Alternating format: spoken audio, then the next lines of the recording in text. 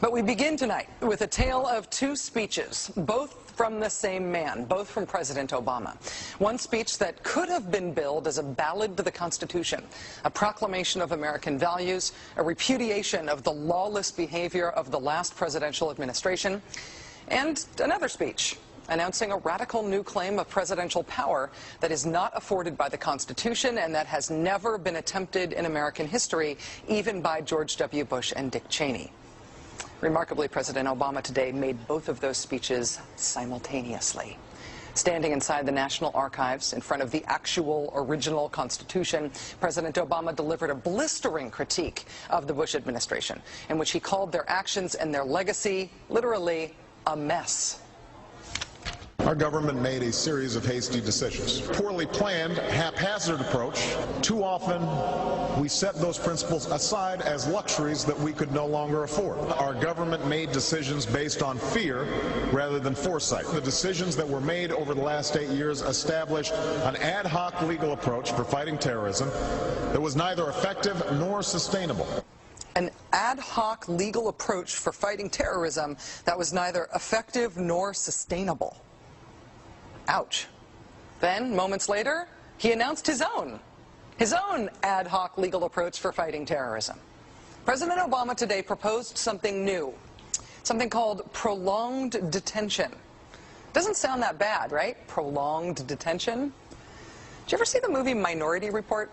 It was based on a Philip K. Dick short story. Came out in 2002. It starred Tom Cruise, remember? He played a police officer in something called the Department of Pre-Crime. Pre-crime is where people are arrested and incarcerated to prevent crimes that they have not yet committed. Mr. Marks, by mandate of the District of Columbia Pre-Crime Division, I'm placing you under arrest for the future murder of Sarah Marks and Donald Dubinos. Take place today, April 22nd, at 0800 hours, 4 minutes. No, I didn't do anything. You didn't do anything, but you're gonna. Future murder.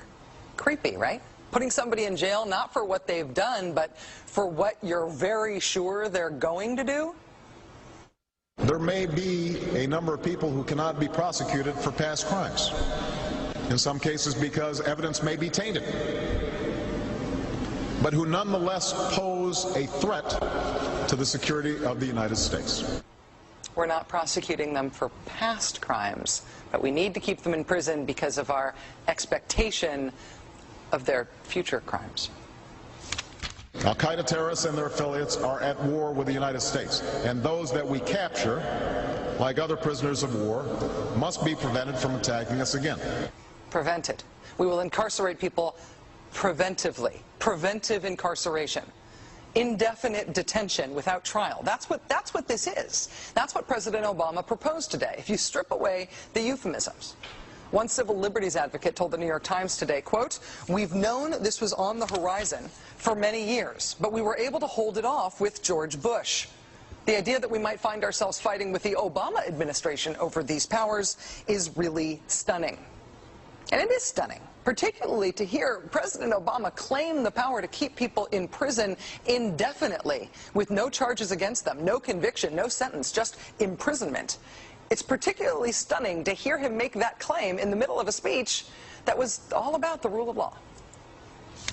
But we must do so with an abiding confidence in the rule of law. Our government was defending positions that undermine the rule of law to ensure that they are in line with the rule of law. How can a president speak the kind of poetry that President Obama does about the rule of law and call for the power to indefinitely, preventively imprison people because they might commit crimes in the future? How can those two things coexist in the same man, even in the same speech? Well, that brings us to the self-consciously awkward, embarrassing part of this speech today. After condemning the Bush administration for what he called their ad hoc legal strategy, for trying to make things seem legal that patently weren't, this is what President Obama proposed. My administration has begun to reshape the standards that apply to ensure that they are in line with the rule of law. We must have clear, defensible, and lawful standards for those who fall into this category. We must have a thorough process of periodic review so that any prolonged detention is carefully evaluated and justified. Our goal is to construct a legitimate legal framework for the remaining Guantanamo detainees that cannot be transferred. Our goal is not to avoid a legitimate legal framework. In our constitutional system, prolonged detention should not be the decision of any one man. If and when we determine that the United States must hold individuals to keep them from carrying out an act of war, we will do so within a system that involves judicial and congressional oversight. And so going forward, my administration will work with Congress to develop an appropriate legal regime so that our efforts are consistent with our values and our Constitution.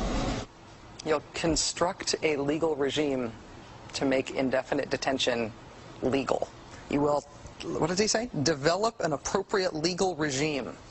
So you can construct a whole new system outside the courts, even outside the military commissions, so that you can indefinitely imprison people without charges. And you'll build that system from scratch.